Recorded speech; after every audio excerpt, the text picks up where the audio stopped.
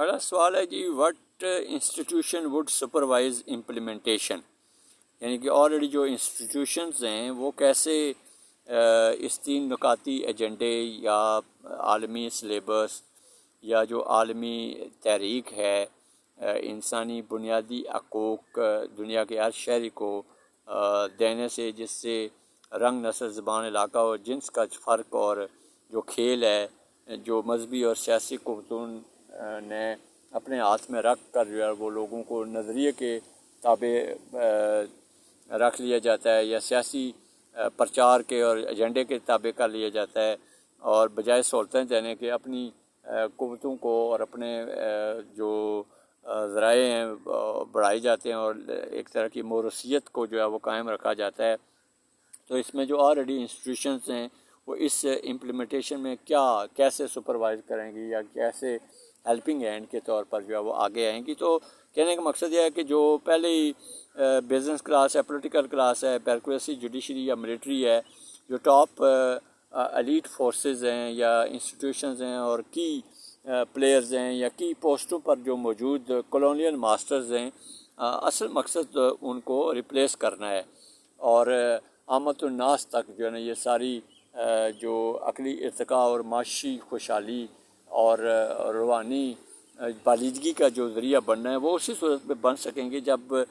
پہلے کے انسٹیٹیوشنز کے اندر جو موجود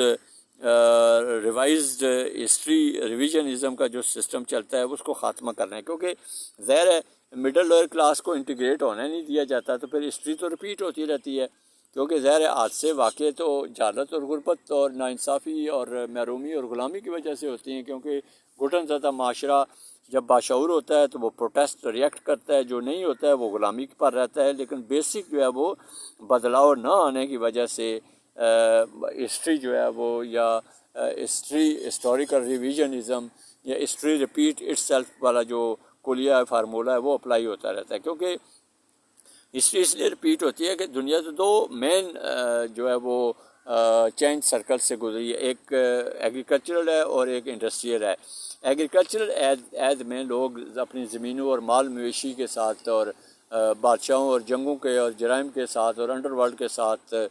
اور غذائی اجناس کی حد تک جڑے ہوئے تھے، لیکن انڈسٹریلائزیشن کے آنے سے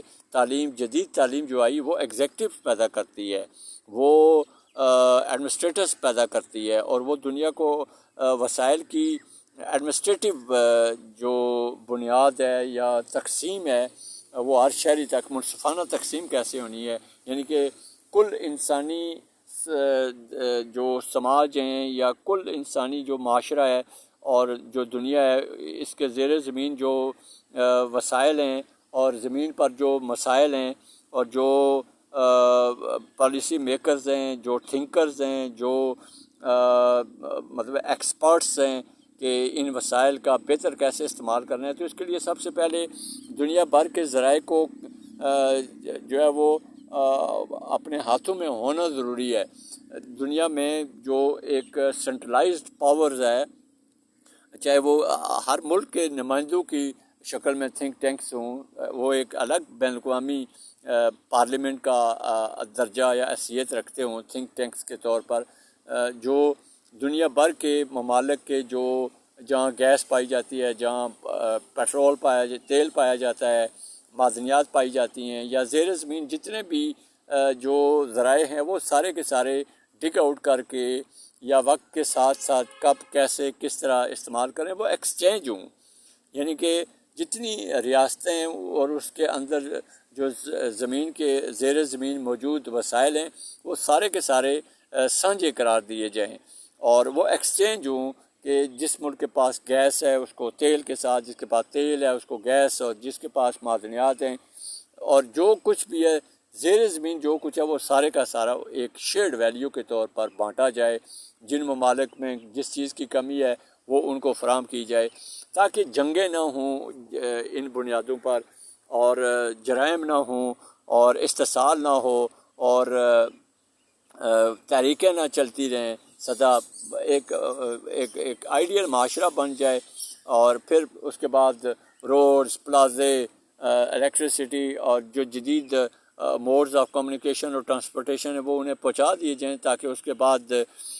پھر کبھی ضرورت کے تحت کوئی پرانی بلڈنگ گرا کے نئی بنا دی جائے، نہ کہ جنگ کرا کے پورے پرانی